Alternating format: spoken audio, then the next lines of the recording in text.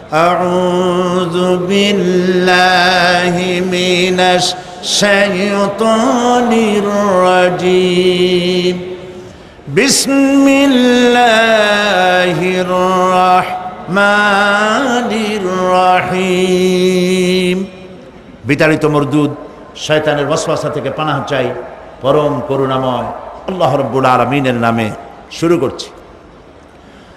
ألم نجعل الأرض مهادا والجبال أوتادا وخلقناكم أزواجا وجعلنا نومكم سباتا وجعلنا الليل لباسا وجعلنا النهار معاشا وبنينا فوقكم سبعا شدادا وجعلنا سراجا وهاجا وأنزلنا من المعصرات ماء سجاجا لنخرج به حبا ونباتا وجنات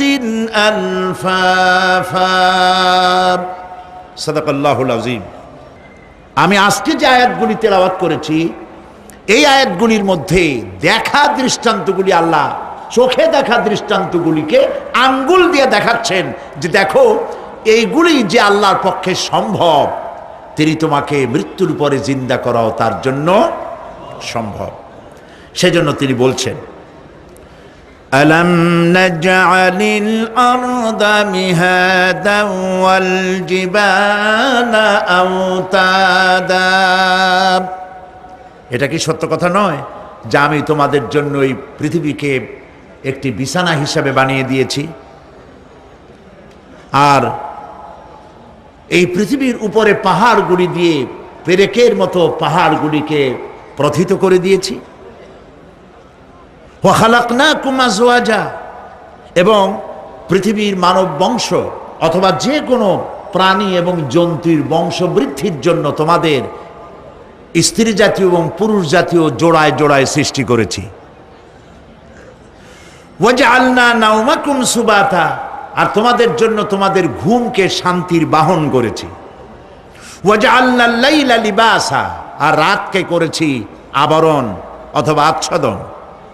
ওয়াজআলনা নাহারা মাআশা, আর রুজি কামাবার জন্য দিনটাকে করেছি আলোকোজ্জ্বল। ওয়া বানাইনা ফাওকাকুম সাবআন শিদাদা, আর তোমাদের উপরে 7টি মজবুত আকাশ স্থাপন করেছি।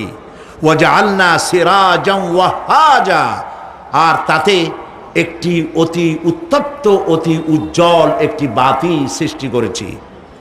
وأنزلنا من المعصرات ماء سجاجا, এবং ঊর্ধ্ব দেশ থেকে অবিশ্রান্ত অবিরামভাবে বৃষ্টি বর্ষণ করি।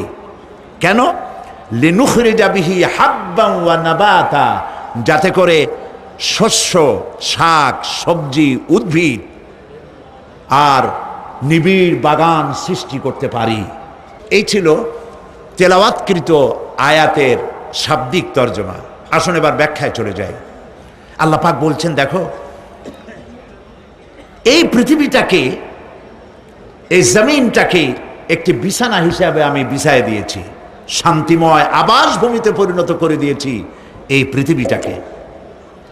আল্লাহ পাক বলছেন الذي جعل لكم الأرض مهدا وجعل لكم فيها سبلا لعلكم تهتدون, যিনি পৃথিবীকে তোমাদের জন্য দোলনা বানিয়ে দিয়েছেন আর সেখানে তোমাদের জন্য রাস্তা তৈরি করে দিয়েছেন যাতে তোমরা গন্তব্য খুঁজে পাও।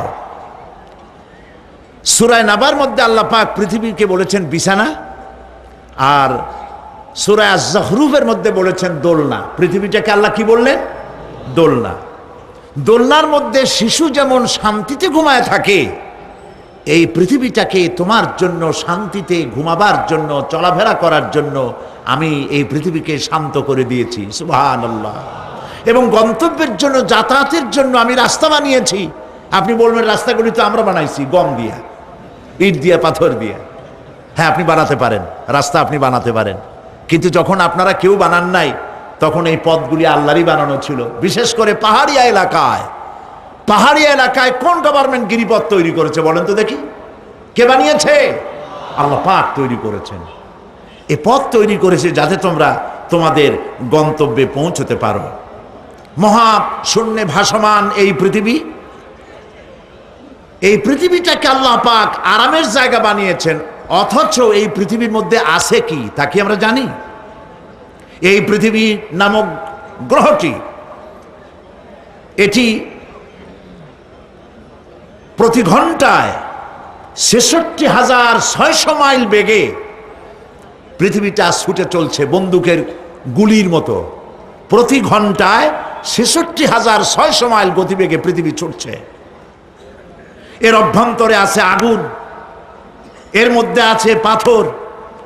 এই এমন মারাত্মক আগুন এই পৃথিবীর পেটের মধ্যে রয়েছে যে আগুন পাথরগুলো পুড়িয়ে লাভায় পরিণত করে দেয় এবং তা উদ্গীরণ করে আগ্নেয় আকারে, আগ্নেয়গিরির আকারে উপচে পড়ে।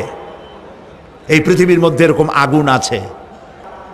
এই পৃথিবীতে সর্বপ্রথম বিজ্ঞানীদের এই কনসেপশন আল্লাহ রাব্বুল আলামিন কোরআনের মাধ্যমে দুনিয়াবাসীকে দিয়েছেন। জগৎ একটা বা দুইটা নয়, বহুমাত্রিক জগতের কনসেপশন আল্লাহ পাক দিয়েছেন, অসংখ্য জগৎ। এই পৃথিবীর উপরিভাগে এক জগৎ, এর আভ্যন্তরীণ রয়েছে আর এক জগৎ, সাগরের ভেতরে রয়েছে এক জগৎ, সাগরের তলায় অন্য জগৎ। পৃথিবীর মহাশূন্যে, গ্যালাক্সি, ইউনিভার্সাল মহাশূন্যের ভিতরে যা কিছু রয়েছে তার মধ্যে রয়েছে অসংখ্য জগৎ। জগৎ একটি নয়, অসংখ্য জগৎ রয়েছে। পৃথিবীর মাটির তলায় কত আগুন, সেই দৃশ্য আমি চোখে দেখেছি যখন আমি ভেসুভিয়াস পাহাড় দেখেছি, পৃথিবীর বড় আগ্নেয়গিরি। আল্লাহ পাক জাহান্নামের আগুনের ইন্ধন করবেন মানুষ আর পাথর।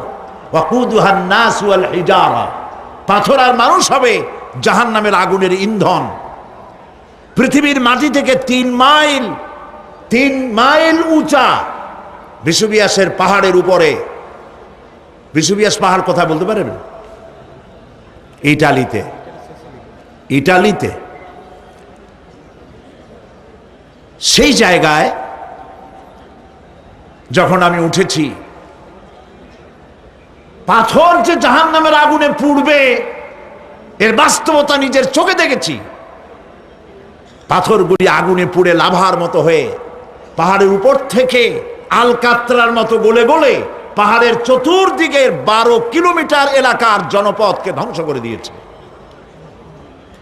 ইটালিতে আরো একটি জায়গা আছে যেটার নাম সিসিলি, সেখানেও একটি জীবন্ত আগ্নেয়গিরি আছে যেটা আগুন এখনো জ্বলতেছে, যে কোনো মুহূর্তে এ আগুন ছড়িয়ে পড়তে পারে। কাজেই পৃথিবীর মধ্যে একদিকে রয়েছে, এর মধ্যে রয়েছে আগুন, রয়েছে পাথর গলায়া লাভা বানাবার মতো বিরাট শক্তি। সেই পৃথিবীটাকে আল্লাহ পাক এতটা শান্ত করে রেখেছেন তোমরা যেন নিশ্চিন্তে এর কোলে দোলনার ভিতরে শিশু যেমন ঘুমায়, এই পৃথিবীটাকে তোমার জন্য দোলনা বানিয়ে দিয়েছি। তাও আমরা সুবহানাল্লাহ বলবো না? সুবহানাল্লাহ। বন্দুকের গুলির চাইতেও দ্রুতগামী এই পৃথিবী ছুটছে। সেই পৃথিবীকে বিনা দ্বিধায় আমরা খুঁজছি, সেটাকে চিরে ফেলছি এবং তার পেট থেকে রিজেক হাসিল করছি। ঠিক কিনা বলুন? আল্লাহ রাব্বুল আলামিন সূরা আন-নামলের মধ্যে বলছেন, আম্মান জাআলাল আরদা ক্বারারান ওয়া জাআলা খিলালাহা আনহারান وجعل لها رواسي وجعل بين البحرين حاجزا। আর তিনি এই পৃথিবীকে, এই পৃথিবীর অবস্থান লাভের উপযোগী করে আল্লাহ পাক তোমার জন্য তৈরি করে দিয়েছেন এবং এর মধ্যে নদ নদী আল্লাহ পাক সৃষ্টি করে দিয়েছেন। পাহাড়গুলিকে গেড়ে দিয়েছেন, আর পানির মধ্যে দুটি ধারা আল্লাহ সৃষ্টি করেছেন।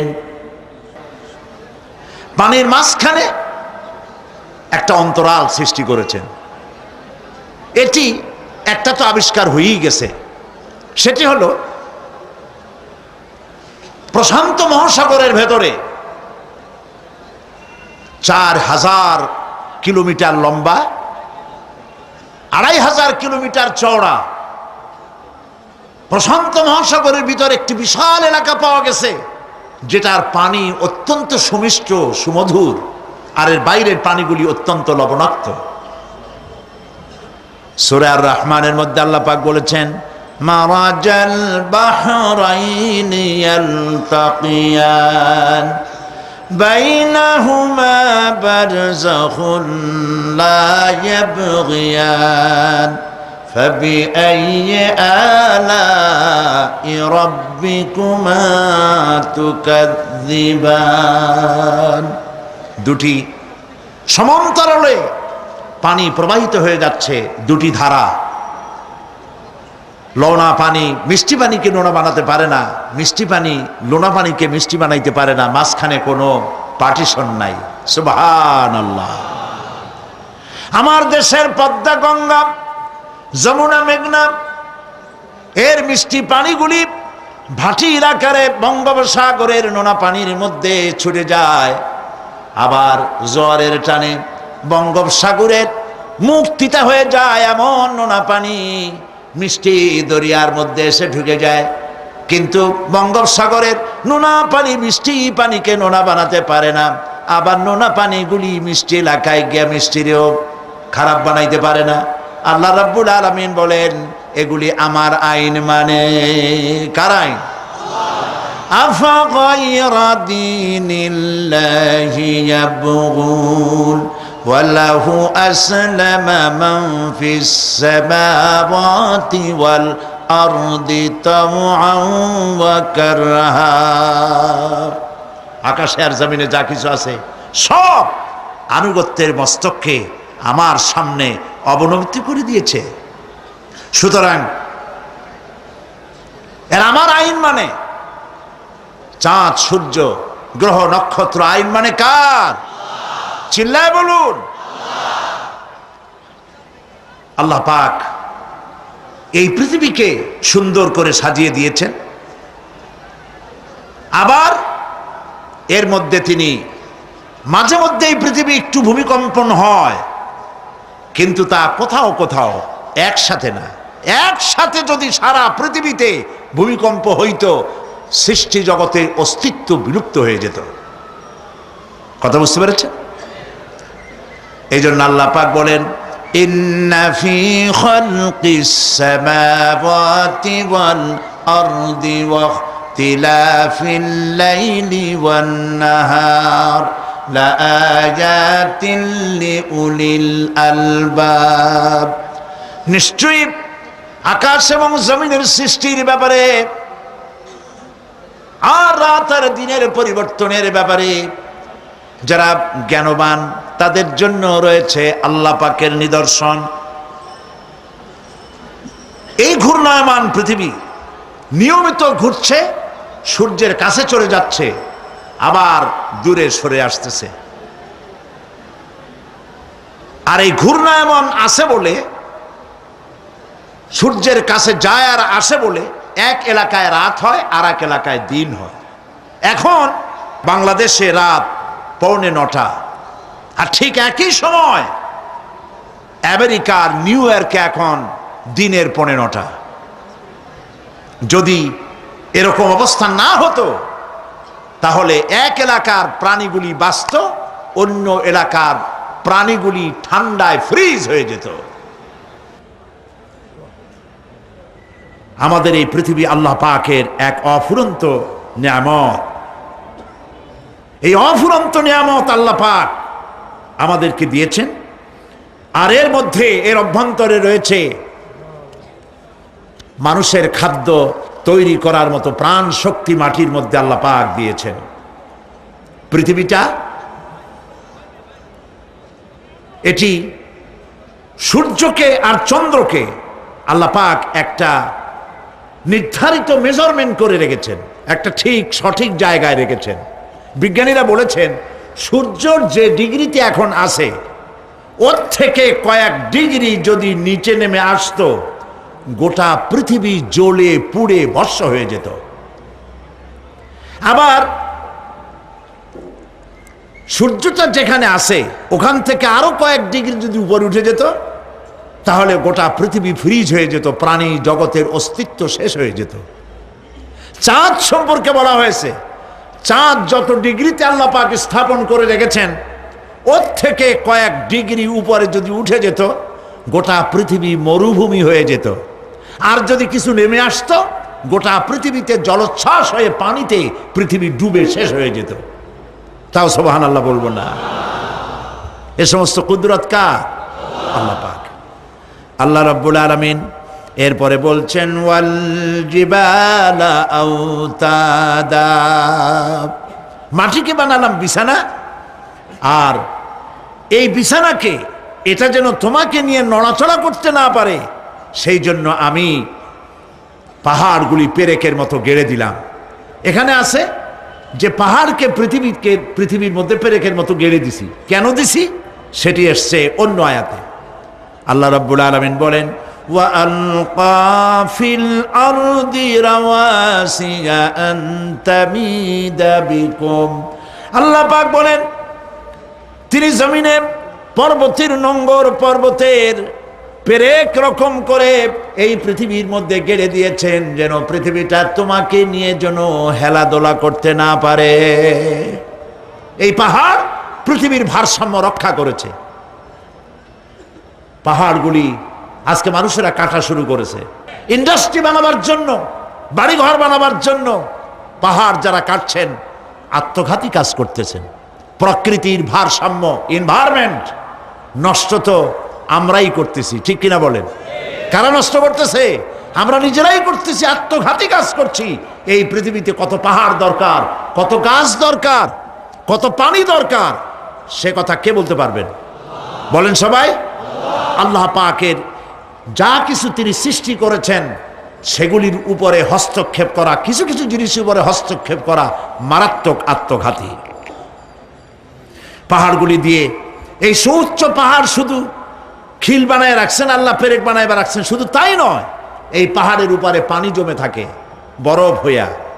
আমরা যখন প্লেনে যখন যাই, ঢাকা এবং চিটাং যে ফ্লাইটগুলি আসা যাওয়া করে এগুলি 9,000, 10,000, 11,000 ফিট দিয়ে উচ্চতায় উড়ে আসে।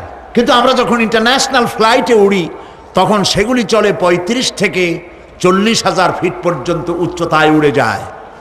পৃথিবী যে কত সুন্দর তা প্লেনে উঠলে বোঝা যায়।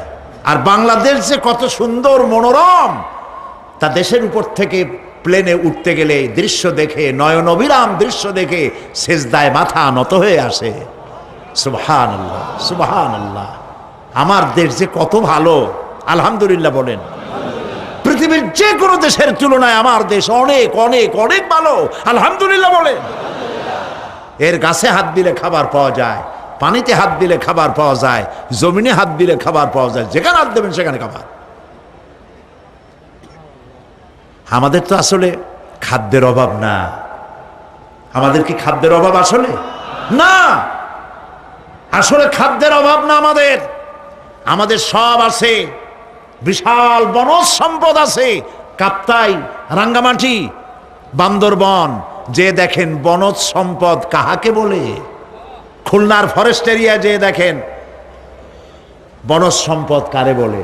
রয়েছে বনজ সম্পদ, রয়েছে খনিজ সম্পদ, রয়েছে পশু সম্পদ, রয়েছে মৎস্য সম্পদ, রয়েছে পানি সম্পদ, সর্বোপরি রয়েছে মানব সম্পদ।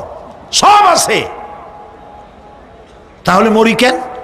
মরি সৎ লোকের অভাবে। আল্লাহ রাব্বুল আলামিন এই পৃথিবীতে মানুষগুলিকে সুন্দর করে সৃষ্টি করে তার খাওয়া, চলা ফেরা, ওঠা বসা সব কিছুকে একটি নিয়মতান্ত্রিক পদ্ধতিতে পরিচালিত করেছেন। এটা বুঝলে পরে কল্যাণ, না বুঝলে অকল্যাণ। আসল বক্তব্য ছিল কি? পাহাড়। প্লেনে ওড়ার সময় দেখেছি রাশিয়ার উপর থেকে যখন উড়ে যায়, টার্কি, ইটালি, আফ্রিকা দেশসমূহের উপর দিয়ে যখন উড়ে যায়, তখন দেখতে পাই নিচে পাহাড়ের মাথাগুলি সাদা ধপধপ করছে। প্রথমে তো বুঝি নাই যেগুলি কি, পরে জিজ্ঞেস করে জেনেছি। যখন প্রথম বিদেশে গেছি তখন বুঝি নাই, তারপরে বুঝতে পারলাম এ হলো আল্লাহ পাকের সেই কথা যে পাহাড়ের উপরে আমি পানি জমায় রাখি। এই জমাকৃত পানি সূর্যের তাপে গলাইয়া পাহাড় থেকে পাদদেশে নামাইয়া ফসল উৎপাদিত করি, যেখানে বৃষ্টি সম্ভব নয়। মানে বৃষ্টি যেখানে যাওয়ার প্রয়োজন নাই, সম্ভব নয় তা না, আল্লাহর কাছে অসম্ভব বলে কিছু নাই। কিন্তু কোথাও আল্লাহ পাক বৃষ্টি দিয়ে দেন, কোথাও সাগরের পানি, কোথাও খালের পানি, কোথাও নদীর পানি, কোথাও পাহাড়ের পানি দিয়ে এভাবে ব্যবস্থা করে দেন। এনভায়রনমেন্ট এগুলি নষ্ট করে ফেলছে। একটা দেশ আছে যার নাম, একটা মহাদেশ যার নাম অ্যান্টার্কটিকা। এই অ্যান্টার্কটিকা মহাদেশে কোনো মানুষ নাই, আছে শুধু পেঙ্গুইন। কি আছে কম তো? পেঙ্গুইন। শুধু বরফ আর বরফ। এগুলি জমা করে রাখার মধ্যে রয়েছে আল্লাহ পাকের বিশেষ কুদরত, যা আল্লাহ পাক মানুষের জন্য তৈরি করে রেখেছেন। মানুষ বুঝতে পারে না। এনভায়রনমেন্ট নষ্ট করে ফেলার পরে এই বরফগুলি গলে যাচ্ছে, নষ্ট হয়ে যাচ্ছে। এরপরে আল্লাহ পাক বলছেন, وَخَلَقْنَاكُمْ أَزْوَاجًا, আর এই পৃথিবীর বংশধারাকে, সৃষ্টি ধারাকে ঠিক রাখার জন্য আমি তোমাদেরকে জোড়ায় জোড়ায় সৃষ্টি করেছি। সুবহানাল্লাহ। প্রত্যেকটি প্রাণীর ভিতরে স্ত্রী জাতীয়, পুরুষ জাতীয় আছেই, আছে কিনা বলেন? এমন একটা নামকন যেখানে শুধু পুরুষ, নারী নাই, স্ত্রী জাতীয় নাই, আছে নাকি? নাই। বংশধারা বৃদ্ধি করার জন্য প্রত্যেকটি প্রাণী আল্লাহ পাক বলছেন জোড়ায় জোড়ায় বানাইছি, তোমাদেরকেও আমি জোড়ায় জোড়ায় বানিয়েছি। আর কি করেছি? আল্লাহ পাক বলছেন,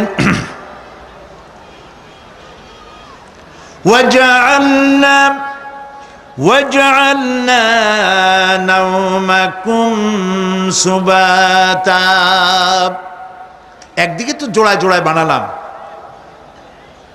পুরুষ এবং স্ত্রী। এই পুরুষ আর স্ত্রী সৃষ্টি করার ভিতরে রয়েছে আল্লাহ পাকের নিদর্শন। কার নিদর্শন বলুন?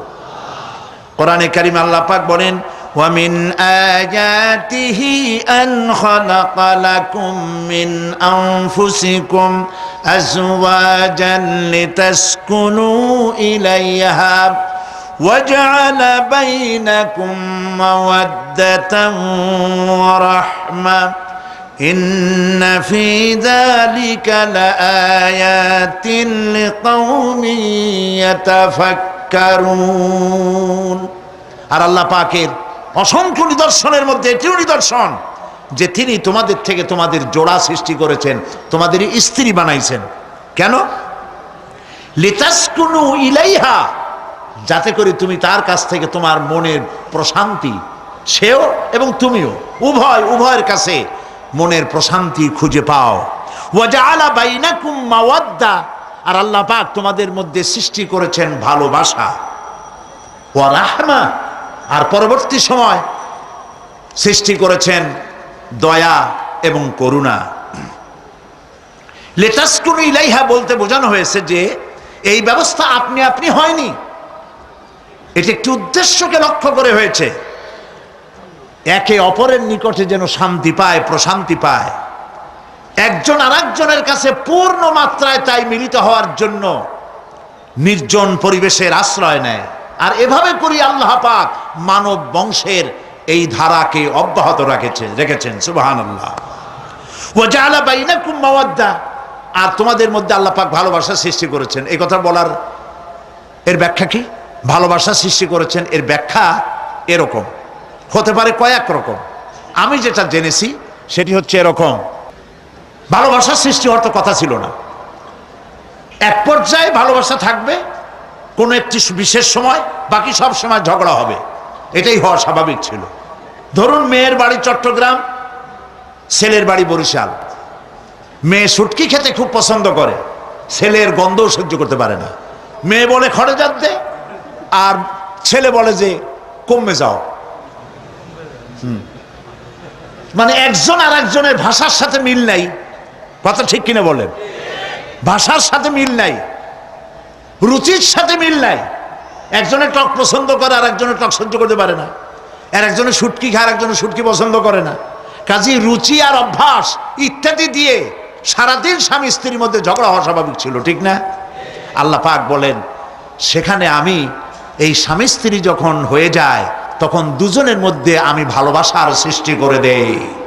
আর সে ভালোবাসা এমন পর্যায়ে চলে যায়, স্ত্রী তার স্বামীর জন্য জীবন দিতে চায়, স্বামী তার স্ত্রীর জন্য জীবনের সব কিছু উজাড় করে দিতে চায়।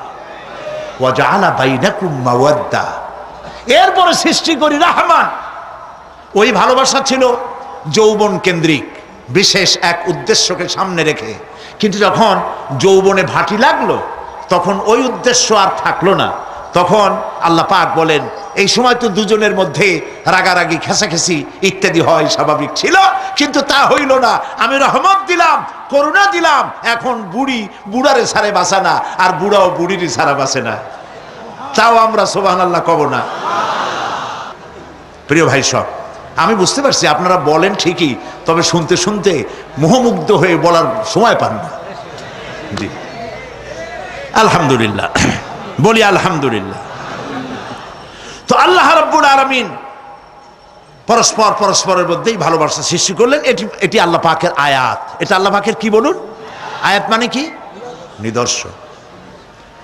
এরপরে রাব্বুল আলামিন বলেন ওয়াজআলনা নাওমাকুম সুবাতা, আর আমি তোমাদের জন্য ঘুমকে করেছি শান্তির বাহন।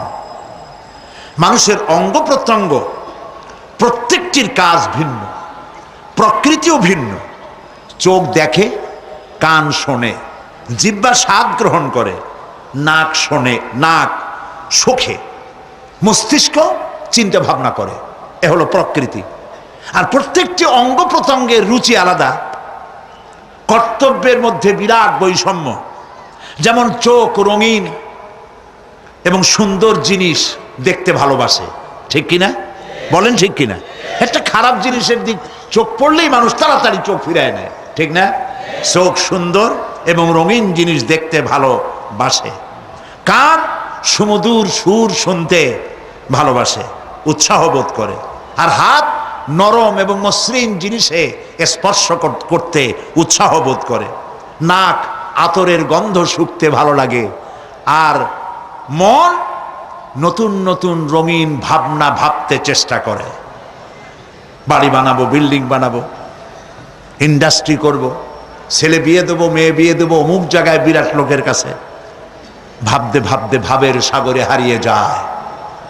আর ভাবনার ভিতরে খেয়ালে যদি কেউ পোলাও পাকায়, বাস্তবে তা হোক আর না হোক, খেয়ালে মনে মনে যদি কেউ পোলাও পাকায়, তাহলে ঘিয়ের দাম যাই হোক না কেন তাতে কিছু আসে যায় না, ঠিক কিনা? মানুষ রঙিন রঙিন ভাবনা ভাবতে খুব মজা পায়। তাহলে আমি কি বুঝাইতে চাইলাম? চোখের কাজ, নাকের কাজ, মুখের কাজ, কানের কাজ, মনের কাজ, প্রত্যেকটি অঙ্গ প্রত্যঙ্গের ভিন্ন ভিন্ন কাজ আছে, ভিন্ন ভিন্ন রুচি আছে। কিন্তু একটি ব্যাপারে হাত, পা, চোখ, নাক, মস্তিষ্ক সব এক ব্যাপারে তারা ঐক্যমত পোষণ করেছে। এ ব্যাপারে কোনো ইখতিলাফ তাদের মধ্যে নাই, সেটা হলো ঘুম। সেটার নাম কি?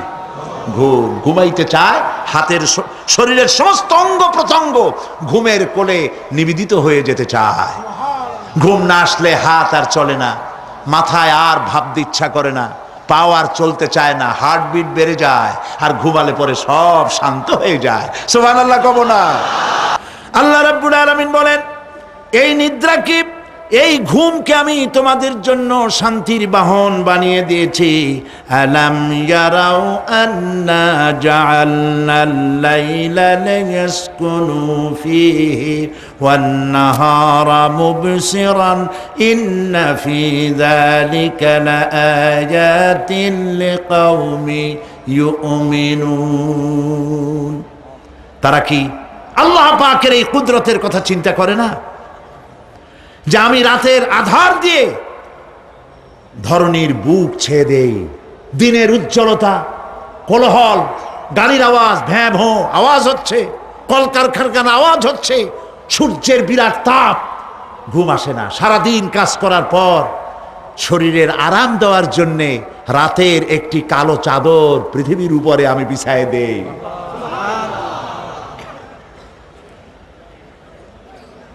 আর মানুষ আরাম গ্রহণ করে, শুধু মানুষ না, সব প্রাণী আরাম গ্রহণ করে। সুবহানাল্লাহ। এবং এরপরে দিনের আলো দিয়ে উদ্ভাসিত করি, যেন বিশ্রামের পর নতুন করে আবার কাজের সমস্ত উদ্দীপনা নিয়ে নতুন করে কাজে ঝাঁপিয়ে পড়তে পারে। কয়েক ঘন্টা অথবা সারাদিন হাড় ভাঙা খাটুনি খেটেছে, রিক্সা চালায়ছে, গাড়ি চালায়ছে, আড়াই মনের বস্তা মাথায় করে টেনেছে, চিন্তা ভাবনা করেছে। এরপরে যখন এই লোকটি কয়েক ঘন্টা মাত্র নিদ্রা গেল, আরাম পেল, মস্তিষ্ক হালকা হয়ে গেল, হার্টবিট কমে গেল, হাতের পায়ের কর্মোদ্দীপনা বেড়ে গেল, নতুন করে আবার কাজ করার জন্য সুযোগ এসে গেল। দুনিয়ার মানুষকে কর্মক্ষম রাখার জন্য আল্লাহ পাক ঘুমকে বানিয়েছেন নিয়ামত। সুবহানাল্লাহ বলেন। ওয়ামিন আয়াতিহি মানামুকুম বিল্লাইলি ওয়ান নাহারি ওয়াবতিগাউ মিন ফাদলিহি। আল্লাহ পাক বলেন, তোমাদের রাত আর দিনের বেলায় নিদ্রা যাওয়া, এবং এটাই হচ্ছে তার অনুগ্রহ।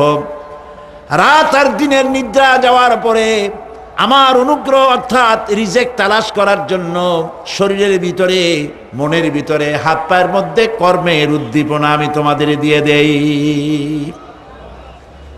মহাবিজ্ঞানী আল্লাহ রাব্বুল আলামিনের এ বিশাল কুদরত এবং দয়া যে মানুষকে তিনি ক্লান্তি দূর করার জন্য তিনি ঘুম দিয়েছেন, আলহামদুলিল্লাহ বলি।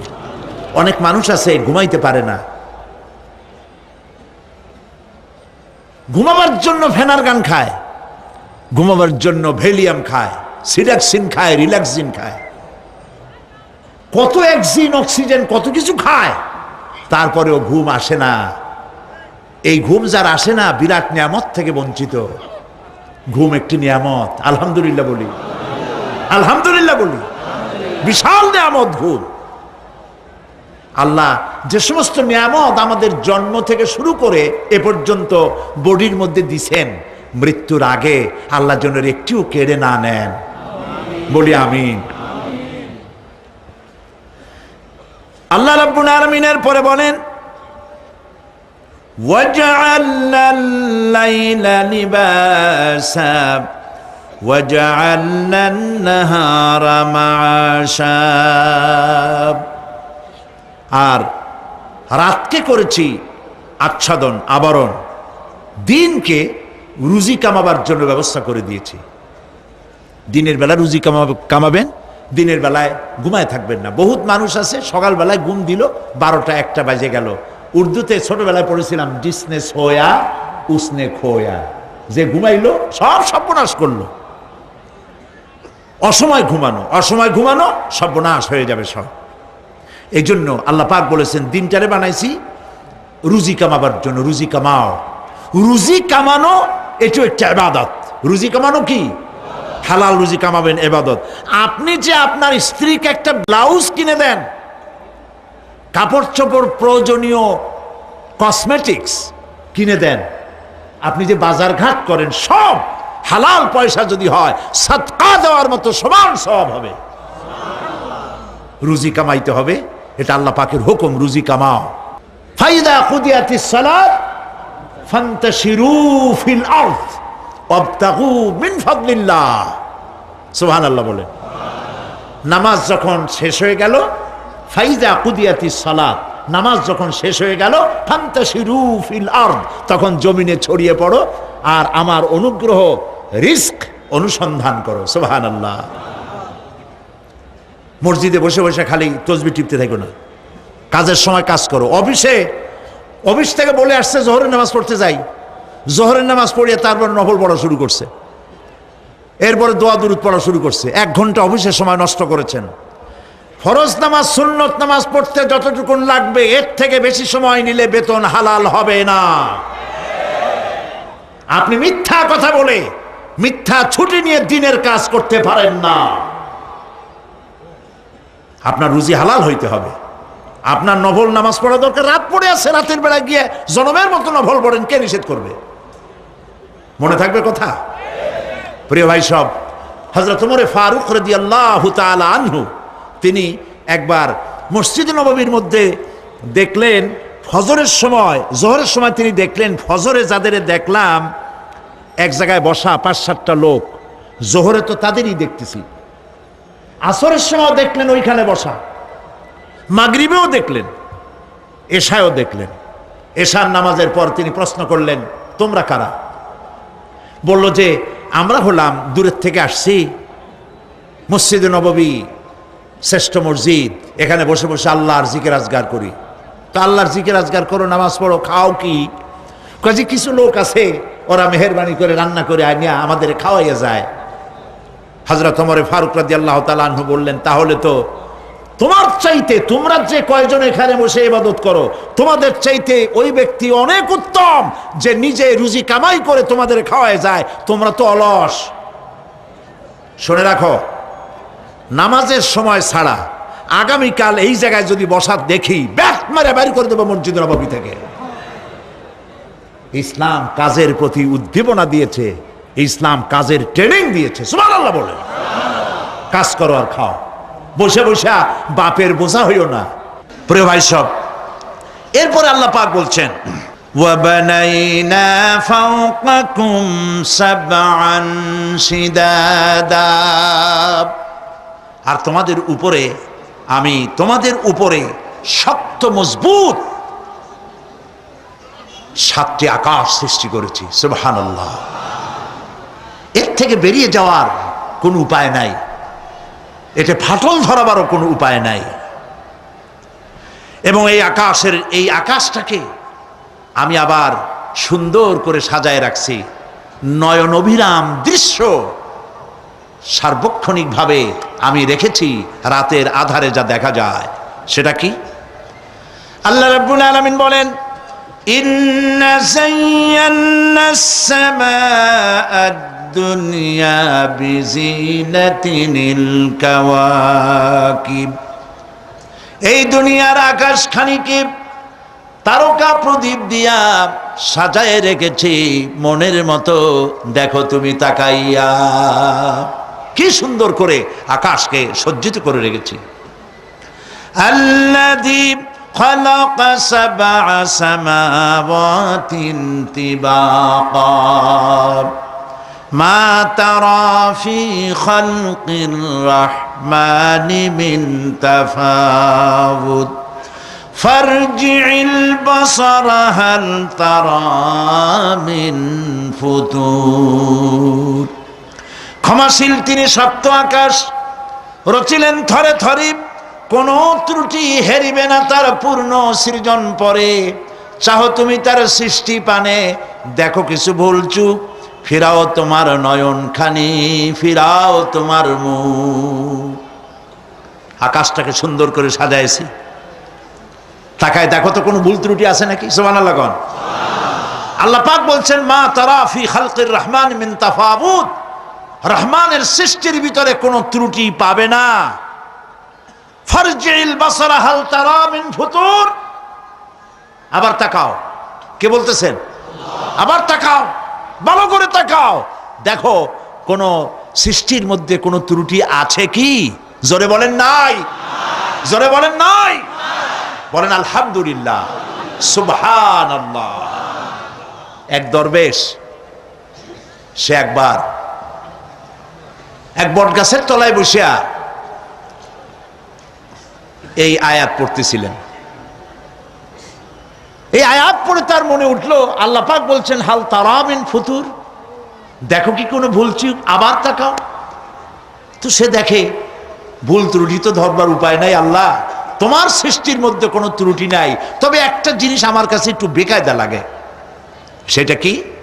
সে বলছে যে আল্লাহ, এই যে বট গাছ, বিশাল গাছ, যেমন গাছ ফলটা তো ওইরকম হয়নি, তাল গাছটা যেমন ফলটাও ওই রকম, নারকেল গাছটা যেমন ওই রকম, বেল গাছটা যেমন ফলটা ওই রকম, চালটাটা যেমন ফলটা ওই রকম, ঠিক না?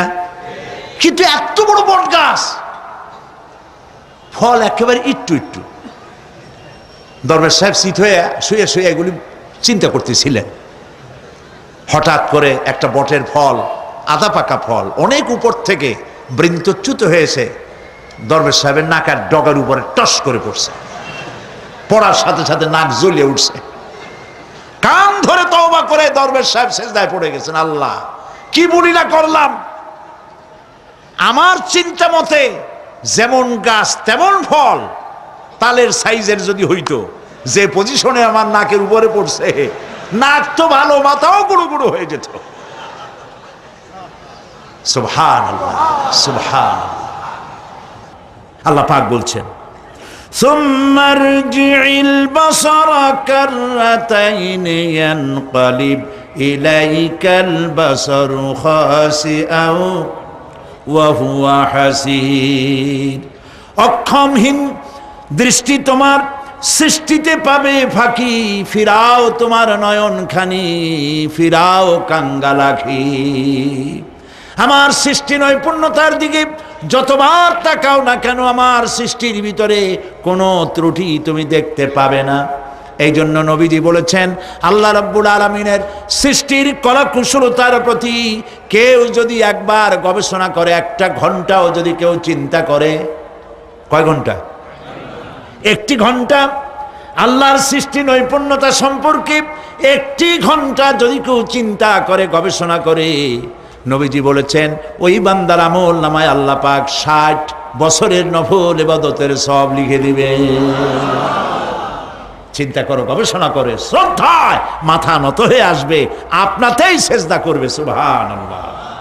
এরপরে আল্লাহ পাক বলেন, ওয়াজআলনা সিরাজাহু ওয়াহাজা। আর আমি তোমাদের উপরে আকাশ সৃষ্টি করেছি, আর ওর মধ্যে আমি সৃষ্টি করেছি মহাশূন্যে এক অতি উত্তপ্ত, অতি উজ্জ্বল এক বাতি সৃষ্টি করেছি।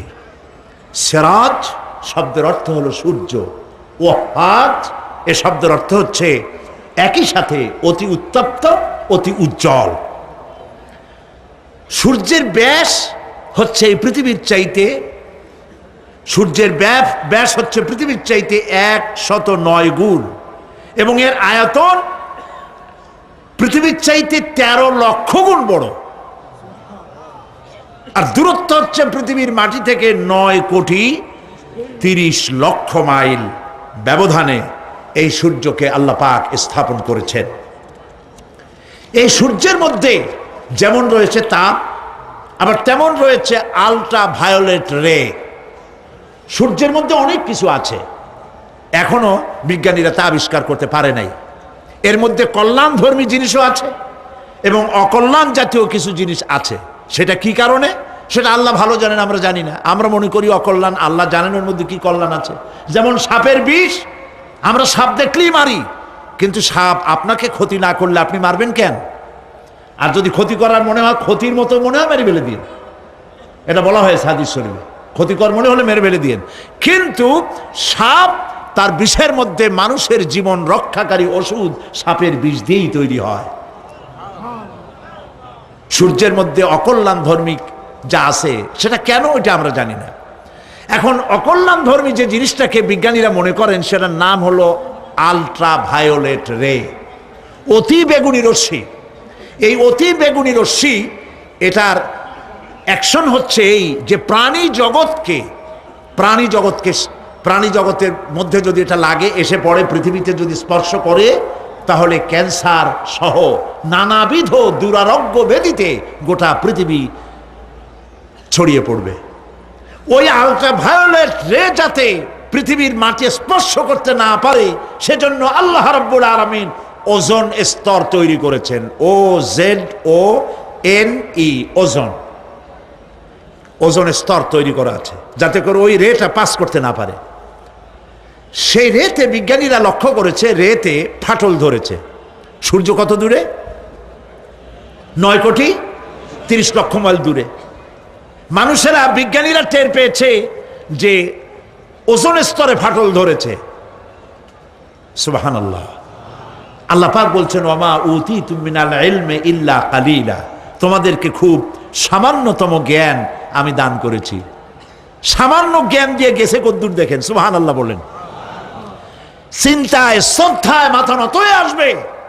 এগুলি যদি হয় সাধারণ জ্ঞান, ছোট্ট জ্ঞান, সামান্যতম জ্ঞান, তাহলে আমার আল্লাহ সুবহানাহু ওয়া তাআলার জ্ঞান কত অসীম, কত অনন্ত, কত চিরন্তন। সুবহানাল্লাহ।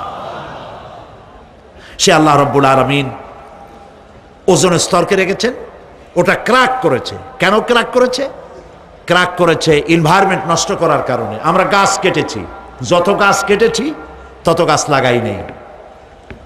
টেলিভিশনে যে গাছ সম্পর্কিত যে বিজ্ঞাপনগুলি দেওয়া হয়, এগুলি নিছক কোনো বিজ্ঞাপনের উদ্দেশ্যে বিজ্ঞাপন নয়, এগুলি বাস্তব। নবী করিম সাল্লাল্লাহু আলাইহি ওয়াসাল্লাম গাছ কাটতে নিষেধ করেছেন। প্রয়োজনে কাটুন, প্রয়োজনে, বিনা প্রয়োজনে আপনি গাছের পাতাও ছিঁড়বেন না, প্রয়োজনে গাছটাও কেটে ফেলতে পারেন। পাতা ছিঁড়বেন না কেন? যেহেতু প্রত্যেকটি পাতা আল্লাহ রাব্বুল আলামিনের জিকির করছে। এই গাছগুলি কেটে কেটে প্রকৃতির ভারসাম্য আমরা নষ্ট করেছি। গাছ আমাদের বন্ধু। আমরা বাতাস থেকে অক্সিজেন গ্রহণ করি, অক্সিজেনকে কার্বন ডাই অক্সাইড করে ছেড়ে দেই। কার্বন ডাই অক্সাইড হচ্ছে প্রাণী জগতের জন্য বিষ। এই বিষকে নষ্ট করে দিয়ে অক্সিজেনকে পরিশোধিত করা, রিফাইন করার কোনো ফ্যাক্টরি পৃথিবীতে নাই। আল্লাহ রাব্বুল আলামিন এই সৃষ্টি জগৎকে বাঁচাবার জন্য অসংখ্য গাছ বানিয়েছেন, আর গাছের খাদ্য বানিয়েছেন কার্বন ডাই অক্সাইড। আমার জন্য যেটা বিষ, সেটা গাছের জন্য খাদ্য। গাছ সারা রাত এটাকে খাইলো, দিনের বেলায় সূর্যের তাপে এই কার্বন ডাই অক্সাইড আর গাছের সবুজ রং, পাতার সবুজ রঙে মিলে এক প্রকারের রন্ধন ক্রিয়ার মধ্য দিয়ে কার্বন ডাই অক্সাইড আবার ফ্রেশ অক্সিজেন হয়ে পৃথিবীর প্রাণী জগৎকে বাঁচার জন্য পথ উন্মুক্ত করে দেয়। আল্লাহ সুবহানাহু ওয়া তাআলা তিনি বলছেন, এভাবে করে আমি এই সূর্যের তাপ দিয়ে পৃথিবীবাসীকে কল্যাণধর্মী হিসেবে সূর্যকে সৃষ্টি করেছি। এই সূর্যের তাপ, এটি একটি বিরাট অগ্নিকুণ্ড। কোটি কোটি বছর ধরে ভূপৃষ্ঠে আলো এবং উত্তাপ ছড়িয়ে যাচ্ছে। সুবহানাল্লাহ বলেন। বলেন তো, পৃথিবীর সমস্ত আগুন সব যদি এক জায়গায় করা হয়, সূর্য এক সেকেন্ডে যে তাপ পৃথিবীতে দেয়, ওরকম এক সেকেন্ডের তাপ পৃথিবীর সব আগুন এক জায়গায় হইয়া সমভাবে সর্বত্র ছড়াতে পারবে কি? সুবহানাল্লাহ। মসজিদ আন-নববী আশ-শরীফ, আল মদিনা আল মুনাওয়ারা, সোনার মদিনা। সুবহানাল্লাহ। আমি মদিনায় গিয়া এবারও বলছি, আল্লাহ যদি ফাহাদেরে মাফ করতে চান, মসজিদে নববী এবং মসজিদে হারামের যে এক্সটেনশন এবং হাজিদের জন্য যে উপকার করেছেন, আল্লাহ যদি মাফ করতে চান, এটা বড় আকারের একটা ওসিলা হয়ে যেতে পারে। এক সময় গরমে কষ্টে অস্থির হয়ে যেতাম মসজিদে নববীতে, এখন মসজিদে নববীতে ঢুকলে মনে হয় জান্নাতের মধ্যে। আর জান্নাত তো চিন্তা করা যায় না, কোনো চোখ নাই যা দেখছে, কোনো কল্পনা নাই, যা মন নাই যা কল্পনা করছে, এটার সাথে তুলনাই হবে না। তবে মনে হয় যেন জান্নাতের মধ্যে ঢুকে গেছি। প্রত্যেকটি খামের গোড়া থেকে ঠান্ডা বাতাস উঠতেছে, প্রত্যেকটি পিলারের গোড়া থেকে। মসজিদে নববী থেকে 3 কিলোমিটার দূরে এসি প্লান্ট। পৃথিবীর সব থেকে বড় এসি প্লান্ট হচ্ছে মদিনা মুনাওয়ারায় এসি প্লান্ট, যেটা দিয়ে মসজিদে নববী, যেখানে 8 লক্ষ মানুষ একসাথে নামাজ পড়তে পারে, ঠান্ডা উঠতেছে। সুবহানাল্লাহ। ভাইদেরে বলি, হজ যারা করছেন, পয়সা কড়ি আছে, হজ করেছেন, ভালো করেছেন, মাঝে মধ্যে সময় পেলে রমজান মাসে যায়েন। মানুষেরা আমাদের দেশের হলিডে করতে কপাল পোড়ারা সিঙ্গাপুর যায়, ব্যবসা করতে যান, আমার আপত্তি নেই। আমেরিকায় যান, সিঙ্গাপুরে যান, ব্যাংকক যান, হংকং যান, থাইল্যান্ড যান, যেন বললে সেখানে যান। কিন্তু হলিডে করার জন্য এই সব জায়গায় না গিয়া পয়সাগুলি জমাইয়া রমজান মাসে যাইয়েন মদিনা মুনাওয়ারায়, আর আল্লাহর ঘর মসজিদে হারামে। সুবহানাল্লাহ। কোরআন নাজিল কেমনে হয়েছে তা তো দেখি নাই। ইমাম যখন তারাবির মধ্যে তেলাওয়াত করেন, মনে হয় যেন আকাশ থেকে এখনো কোরআন নাজিল হচ্ছে। সুবহানাল্লাহ। কি তেলাওয়াত! যেমন শেখ আব্দুর রহমান আস-সুদাইস, তেমন সাউদ আশ-শুরাইম, তেমন শেখ আব্দুর রহমান আল হুজাইফি। সুবহানাল্লাহ, সুবহানাল্লাহ। তা আল্লাহ তার কুদরত দিয়ে এই পৃথিবীকে ভরে রেখেছেন, নিয়ামত দিয়ে ভরে রেখেছেন। মুসলমানদের জন্য সবচাইতে বড় নিয়ামত কোরআন শরীফ নিয়ামত, কাবা শরীফ নিয়ামত, মসজিদ আন-নববী আশ-শরীফ আল মদিনা আল মুনাওয়ারা। সুবহানাল্লাহ, সবাই বলেন সুবহানাল্লাহ। আল্লাহ রাব্বুল আলামিন বলছেন, وأنزلنا من المعصرات ماء ثجاجا। আমি আকাশ থেকে তোমাদের জন্য অবিশ্রান্ত বিরাম ভাবে বৃষ্টি বর্ষণ করি। কেন? লিনুখরিজা বিহি হাব্বান ওয়া নাবাতা ওয়া জান্নাতিন আলফাফা। আকাশ থেকে বৃষ্টি বর্ষণ করি যাতে করে শাক সবজি শস্য দানা খাদ্য এই জমিন তোমাদেরকে উৎপাদিত করে দেয়। আলহামদুলিল্লাহ। সেই জন্য আল্লাহ পাক বলছেন, দেখো আকাশ থেকে যে পানিটা নাজিল করলাম, বৃষ্টি দিলাম, এই বৃষ্টির পানি আনলাম কই থেকে? সমুদ্র থেকে। সমুদ্রের পানি মিষ্টি না নোনা? জবাব দেন না। আকাশ থেকে যখন পড়ে তখন এটা কি মিষ্টি, নোনা না মিষ্টি? আল্লাহ রাব্বুল আলামিন বলেন, আফারাআইতুমুল মাআল্লাযী তাশরাবুন আনতুম আনজালতুমুহু মিনাল মুজনি আম নাহনুল মুনজিলুন। তোমরা যে পানি পান করো, এই পানি আকাশ থেকে কে নাজিল করে? তোমরা করো না আমি আল্লাহ করি? কে করে বলেন? আল্লাহ পাক বলছেন, লাউ নাশাউ জাআলনাহু উজাজান ফালাউলা তাশকুরুন। ইচ্ছে করলে এই পানিগুলি কি লবণাক্ত আকারে নাজিল করতে পারতাম, আমি মিষ্টি করে নাজিল করে দিলাম। কেন বান্দা আমার শুকর আদায় করো না? নোনা অবস্থায় যদি নাজিল হতো সমস্ত ফসল তোমাদের ধ্বংস হয়ে যেত। এখন আপনি বলতে পারেন যে আল্লাহ পাক, আল্লাহ তাআলা তিনি আকাশ থেকে পানি না দিলে আমাদের অসুবিধা কি? মানুষ তো নানান রকম চিন্তা করে, পানি না দিলে তো কি অসুবিধা? আমার খালে পানি, আমার বিলে পানি, আমার কুয়ায় পানি, আমার টিউবওয়েলে পানি, পানি না দিলে ক্ষতি কি? আল্লাহ পাক কোরআনে কারীমের মধ্যে বলেছেন, কুল আরাআইতুম ইন আসবাহা মাউকুম গাওরান ফামান ইয়াতিকুম বিমাইম মাইন। বলো দেখি সবে, শুকাইয়া যদি যায় এই জমিনের পানি, তাহলে হেথায় তটনির ধারা কে দিবে সবারে আনি।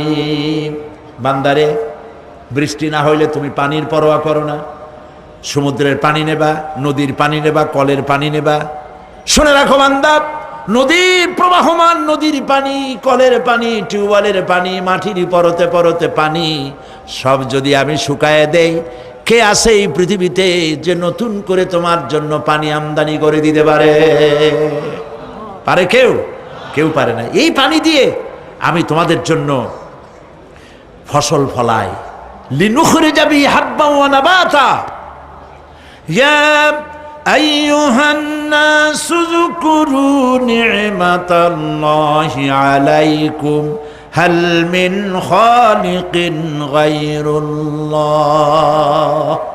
হে মানব সকল, স্মরণ করো আল্লাহ পাকের ওই নিয়ামতকে। ওই আল্লাহ ছাড়া তোমাদের কি এমন কেউ আছে? কোন আল্লাহ, কোন রিজিক দাতা? ইয়ারযুকুকুম মিনাস সামাই ওয়াল আরদ, যিনি আকাশ এবং জমিন থেকে তোমাদেরকে রিজিক দিতে পারেন। লা ইলাহা ইল্লা হুয়া, ওই আল্লাহ ছাড়া কেউ নাই। ফাআন্না তুফাকুন, যাও কই? কেন বিভ্রান্ত হও? আল্লাহ পাক আকাশ থেকে পানি দিলেন, জমিনের ফসল উৎপাদন করে দিলেন, আর এরপরে আল্লাহ পাক বলেন, ওয়া জান্নাতিন আলফাফা, আর ঘন সন্নিবদ্ধ নিবিড় বাগান বানায় দিলাম। সুবহানাল্লাহ বলেন। এখানে আল্লাহ পাক কি কি বললেন? শাক, লক্ষ্য করুন, শাক সবজি খাদ্যশস্য উদ্ভিদ এগুলো দিলাম, আর সাথে সাথে ঘন নিবিড় বাগান বানাইলাম। নিবিড় বাগান দেখছেন? দেখেন নাই, বোঝেন নাই, তাই দেখেন নাই, তা নাহলে দেখছেন। কক্সবাজার যাওয়ার সময় দেখেন না গাছের রাস্তার দুই ধারে কত গাছ, দেখছেন কি না? রাঙ্গামাটি যাওয়ার সময়, বান্দরবনে যাওয়ার সময় কার বাবা এই গাছগুলি লাগাইছে? কোন কে লাগিয়েছে? আল্লাহ। চিল্লায় বলেন কে লাগিয়েছে? পাহাড়ের গাছ কি আপনি লাগাইছেন? তো কথা কইতে পারলেন না কেন? কে লাগিয়েছে? আল্লাহ পাক। সুন্দরবন ফরেস্ট এরিয়া দেখছেন কোনোদিন? না দেখলে যাইয়েন, দেখে আসেন। বিশাল এরিয়া, বঙ্গোপসাগরের কিনারা দিয়া খুলনা, সাতক্ষীরা, এই বিরাট অঞ্চল, বরিশাল, খুলনা, সাতক্ষীরা, পটুয়াখালী, বিরাট এরিয়া নিয়ে রয়েছে সুন্দরবন। শত শত মাইল, সুবহানাল্লাহ বলে। বিশাল গাছ, গাছের এরিয়া। এই গাছগুলি কে লাগাইছে? জোরে বলেন কে লাগাইছে? এই গাছগুলির নার্সিং করেন কে? একটা জিনিস দেখে আমি অবাক হয়ে গেছি, সেটা হলো এখানে বহু রকমের গাছ আছে। সুন্দরী কাঠ, পশুরি, বাইন, গেওয়া, গোল, অনেক রকমের গাছ আছে। যেখানে সুন্দরী গাছ, সব সুন্দরী গাছ। যেখানে গেওয়া, যেখানে বাইন, যেখানে গোল, গোলপাতা, সব সেখানে সেইগুলাই। অথচ কেউ যে গাছগুলি লাগাই দিয়ে আসে নাই। আরেকটা অসুবিধা, আরেকটা জিনিস হচ্ছে এই জোয়ারের সময় এই এলাকা ডুবে যায়, 1 হাত 1.5 হাত পানি হয় গাছের গোড়ায়। যে ফলগুলি পড়ছিল গাছ দিয়া, এই ফলগুলি ভাটির টানে চলে গেল, নিচে নেমে গেল, নদীতে নেমে গেল, আবার জোয়ারের টানে উঠে আসলো, পানিতে ভেসে ভেসে ফলগুলি ভারী হয়ে গেল। এক সময় ভাটির টানে আর গেল না। এই গাছগুলিকে, সুন্দরী গাছের মধ্যেই সুন্দরী ফল, বাইনের মধ্যে বাইনের ফল কে সাজাইয়া এই সুন্দর বাগানগুলি বানাইলো? চিল্লায় বলো। ওয়া জান্নাতিন আলফাফা, ঘন নিবিড় সন্নিবদ্ধ বাগান আমি সৃষ্টি করেছি। সুবহানাল্লাহ বলে। এই গাছগুলি মানুষেরা জন্মের খাওয়া খায়। বন বিভাগে যারা দায়িত্বে থাকে মনে করে শ্বশুরের লাগানো গাছ, বাজানের লাগানো গাছ, সমানে কাছে চোরের মতো বিক্রি করে। এরা ডাকাত, এরা চোরের চাইতেও নিকৃষ্ট যারা গাছ চুরি করে। আল্লাহ পাক জানেন মানুষের খাসলাত। এই ফরেস্ট বিভাগে, বন বিভাগে যারা চাকরি করেন, সব খারাপ আমি তা বলবো না, ভালো মন্দ মিলেই আছে। কিছু আছে জন্মের খাওয়া খায়, ঘুষ খায় আর গাছগুলো বেচে ছাড়িয়ে দেয়, সর্বনাশ করে দেয়। আল্লাহ পাক তার মানসা, তার মর্জি মোবারক হচ্ছে এই যে গাছগুলি যেন বংশ অনুক্রমে পৃথিবীর মানুষ বছরের পর বছর, শতাব্দীর পর শতাব্দী, সহস্রাব্দীর পর সহস্রাব্দী যেন ভোগ দখল করতে পারে। সেজন্য আল্লাহ রাব্বুল আলামিন এই বন জঙ্গল রক্ষা করার জন্য নিজস্ব গার্ড বাহিনী রেখে দিয়েছেন। চিন্তা করছেন সেই গার্ড বাহিনী কারা? বন্য হাতি, রয়্যাল বেঙ্গল টাইগার, বড় বড় সাপ। আপনারা যান, যায় দেখবেন সালাম কেমনে দেয়। রয়্যাল বেঙ্গল টাইগার জীবিত মানুষ খায় না। তার অর্থ কি? তার অর্থ হলো বাঘের মুখোমুখি মানুষ যখন হয় তখন বাঘের চেহারা দেখে মানুষের রুহু গলার কাছে এসে যায়। আদমরা তখনই হয়। এরকম জীবনে আমার এক পজিশন হয়েছিল। লন্ডনে আমাকে আমার ভক্তরা বলল যে সাফারি পার্ক আমাকে দেখাবে। তখন চলো সাফারি পার্ক কি? যে সব জন্তু জানোয়ার ছাড়িয়ে দেওয়া, ওর মধ্যে দিয়া গাড়ি নিয়ে যেতে হবে। তাই বললাম থাবা দিয়ে যদি গাড়ির গ্লাস গ্লাস ভাঙে? তা বললো যে ওখানে পুলিশ আছে, লোকজন আছে, হর্ন জোরে বাজাইতে হবে, নিয়ম আছে, তাহলে তারা আসবে এবং বন্দুকের মধ্যে রাবারের গুলি আছে, বিষ মাখানো, ওইটা মেরে দেবে। তারপরে জন্তুটা পড়ে যাবে, তার ঘুম আসবে, তখন বেঁচে যাবে। আমি দেখার লোভ সামলাইতে পারলাম না, আর ভয়তো ঘামে গেলাম। আল্লাহ ভরসা করে গেলাম। বিশাল এরিয়া, আল্লাহ যে কত দেখাইছে গোলামের, সুবহানাল্লাহ। সারা জীবন সেজদায় পড়েও কুলাইতে পারবো না, কত আল্লাহ দেখাইছেন, সুবহানাল্লাহ। গেট দিয়ে ঢুকলাম, লোহার বিশাল গেট, বাঘ সিংহ সব ছাড়িয়ে দেওয়া জঙ্গলের মধ্যে। তা আমরা গেছিলাম একটা ভালো সময়, সকালবেলা সেখানে সব গোস্ত, বড় বড় গোস্ত, এগুলো খাইতে দিছে। প্রাণীরা সব গোস্ত খাওয়ায় ব্যস্ত। সেখানে মানুষগুলা, আমরা কাফের বলি আর যাই বলি, তাদের নৈতিকতা আছে। আমার দেশের বাঘগুলারে তাদের জন্য বরাদ্দ হচ্ছে গোস্ত, কিন্তু 4 পায়া জন্তুরে হাড্ডি খাওয়াইয়া 2 পায়া পশুগুলিতে গোস্তগুলো খাইয়ে ফেলে। জানোয়ার পশুর চাইতে নিকৃষ্ট, ঠিক কিনা বলেন? পশুর খাদ্য নিজে খায়। যাই দেখেন আমাদের দেশের চিড়িয়াখানাগুলির অবস্থা, বাঘ শুকায় গেছে, হরিণ শুকায় গেছে, সিংহ শুকায় গেছে। তার তো শুকাবার কথা না। ওরে কে খাওয়ায় জঙ্গলে? কে খাওয়ায়? আল্লাহ পাক খাওয়ান, সুবহানাল্লাহ। এত বড় বড় গোস্তের টুকরা এক একটা বাঘে পেয়েছে। বাঘ একটারে নিয়ে গাছে উঠছে, আর একটা টানাটানি করতেছে, আর আমরা গাড়ি নিয়ে আসতে যাচ্ছি। এক বাঘ তার ওই গোস্ত ফালায় থুয়ে আমাদের দিকে আগায় আসতেছে। আমি বললাম, আল্লাহ, যা ভয় করতেছিলাম আমি তখন, ওই যে বলেছি যে মরা মানুষ বাঘে খায় না, বাঘ দেখলেই কলজে উড়ে যায়। আমার হার্ট বিট এত বাড়ছে, আর আল্লাহ আল্লাহ করতেছি, দোয়া দুরুদ শেষ হয়ে গেছে পড়তে পড়তে। বাঘটা একেবারে গাড়ির কাছাকাছি আসছে, ইন্না লিল্লাহ পড়তে পড়তে সরে গেলাম। আল্লাহর মেহেরবানি, বাঘটাও কি মনে করলো এই যে ছোট্ট আল্লাহর ছোট্ট গোলাম, হরে খাইয়া কি হবে বলে ছাড়িয়ে দিল আমার ওই মনে করে। তার যা শক্তি, গাড়ির গায়ে যদি থাপ্পড় মারতো, আমার টয়োটা গাড়ি ছিটকে আর এক জায়গায় পড়ে যেত। আল্লাহ বাঁচাই দিলেন, সুবহানাল্লাহ। প্রিয় ভাই সব, আল্লাহ রাব্বুল আলামিন এই সব জিনিস পৃথিবীকে দিয়েছেন। আর এইগুলি বলার পরে আল্লাহ পাক বলছেন যে এই চোখে দেখা জিনিসগুলি বললাম। কে বলতেছেন? চোখে দেখা জিনিসগুলি দেখালাম। এগুলি দেখে চোখ হলো, চক্ষুকে উন্মিলিত করার জন্য এই সব দৃষ্টান্ত আমি চোখের সামনে রেখে দিলাম। এর দ্বারা বোঝো, এত বড় বিশাল আকাশ, অত বড় সূর্য, এত সুন্দর চাঁদ, এই পাহাড়, ওই সমুদ্র, এই বনবনানী যিনি সৃষ্টি করেছেন, আমার মতো ছোট্ট মানুষ মৃত্যুর পরে তিনি আবার জিন্দা করতে जगह जी लगाने के लिए ये दुनिया नहीं है, जगह जी लगाने के लिए ये दुनिया नहीं है, ये इबरत की जा है तमाशा नहीं है। এই পৃথিবী খেল তামাশা করার জায়গা না, দেখো আর শেখো আল্লাহ পাকের অপূর্ব সৃষ্টি, নৈপুণ্যতা, কলা কুশলতা দেখো, আর সেজদা দিয়ে আল্লাহ রাব্বুল আলামিনের শুকরিয়া আদায় করো। সুবহানাল্লাহ। আমরা যদি তা করতে পারি, আল্লাহরে যদি বুঝতে পারি, আমাদের আমল আখলাক ভালো হয়ে যাবে। আমরা চুরি করে গাছ বেচবো না, ওজনে কম দেব না, খাদ্যে ভেজাল দেব না, ঘুষ খাবো না, সুদ খাবো না, প্রতারণা করবো না, মিথ্যা কথা বলবো না। আমরা ভালো হয়ে যাব যদি এই একটি জিনিসকে বিশ্বাস করতে পারি যে আমার এই জীবন শেষ কথা নয়, আর একটা জীবন আসবে, সেই জীবনে এই জীবনের সব হিসাব দিতে হবে। রব্বানা যালামনা আনফুসানা وَإِن لَّمْ تَغْفِرْ لَنَا وَتَرْحَمْنَا لَنَكُونَنَّ مِنَ الْخَاسِرِينَ। আয় আল্লাহ তাআলা, বিশাল এই জনসমুদ্র নিয়ে তোমার দরবারে গুনার বোঝা মাথায় নিয়ে হাত তুলেছি। মাবুদ গো, মেহেরবানি করে আলোচনার সবটুকুন নবী করিম সাল্লাল্লাহু আলাইহি ওয়াসাল্লামের রূহ মুবারকে পৌঁছায়া দাও।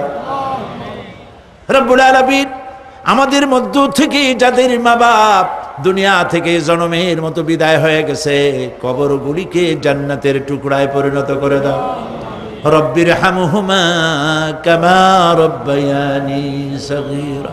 সবাই পড়েন, রব্বির হামহুমা কামা রব্বায়ানি সগীরা। আয় আল্লাহ তাআলা, সারা জীবন গুনাহ করে করে জীবনটাকে নষ্ট করে ফেলেছি মাবুদ। আল্লাহ তাআলা, কোরআনের মাহফিলে আশা করে হাত তুলেছি, জিন্দেগীর গুনাহ মাফ করে দাও। সুবহান রাব্বিকা রাব্বিল ইজ্জাতি আম্মা ইয়াসিফুন ওয়া সালামুন আলাল মুরসালিন ওয়ালহামদুলিল্লাহি রাব্বিল আলামিন। ওয়াজআল আখিরা কালামিনা ইনদাল মাউত লা ইলাহা ইল্লাল্লাহু মুহাম্মাদুর রাসূলুল্লাহ। আসসালাম।